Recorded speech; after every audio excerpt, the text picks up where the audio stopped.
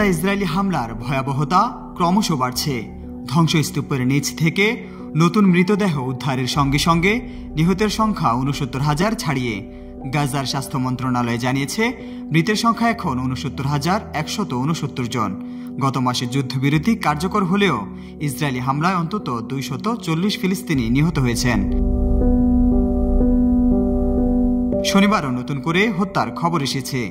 Israeli সেনাবাহিনী দাবি করছে উত্তর গাজায় তাদের অবস্থানরত সেনাদের দিকে অগ্রসর হওয়া এক ফিলিস্তিনিকে তারা গুলি করেও হত্যা করেছে। ওই ব্যক্তি ইয়েলো লাইন নামে পরিচিত সীমারেখা অতিক্রম করেছিলেন।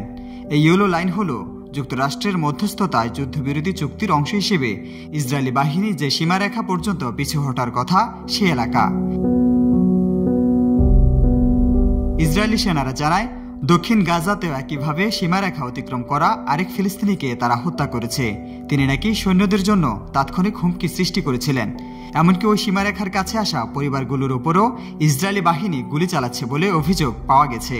অন্যদিকে খান ইউনিসে ইসরায়েলি বাহিনীর ফেলে যাওয়া বিস্ফোরণের কারণে এক ফিলিস্তিনি শিশুর মৃত্যু হয়েছে বলে জানিয়েছে নাসের হাসপাতাল কর্তৃপক্ষ।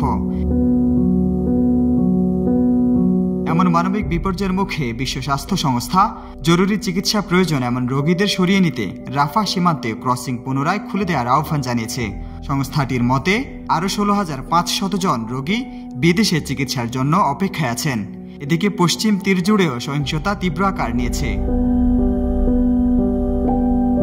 শনিবার নাবলুসের বেইতা শহরে জলপাই সংগ্রহে ব্যস্ত ফিলিস্তিনি গ্রামবাসী ও সাংবাদিকদের ওপর হামলা চালায় ইসরায়েলি বসতি স্থাপনকারীরা। মানবাধিকার কর্মীরা বলছেন লাঠি ও পাথর নিয়ে হামলা চালানো হয়েছে। জাতিসংঘের তথ্য অনুযায়ী অক্টোবরে বসতি স্থাপনকারীদের হামলা ২ দশকের রেকর্ড ভেঙেছে। এই চরম পরিস্থিতিতে আন্তর্জাতিক মহল থেকে দ্রুত হস্তক্ষেপের দাবি জোরালো হচ্ছে। রাশেদ বিল্লাহ, জয় জয় দিন।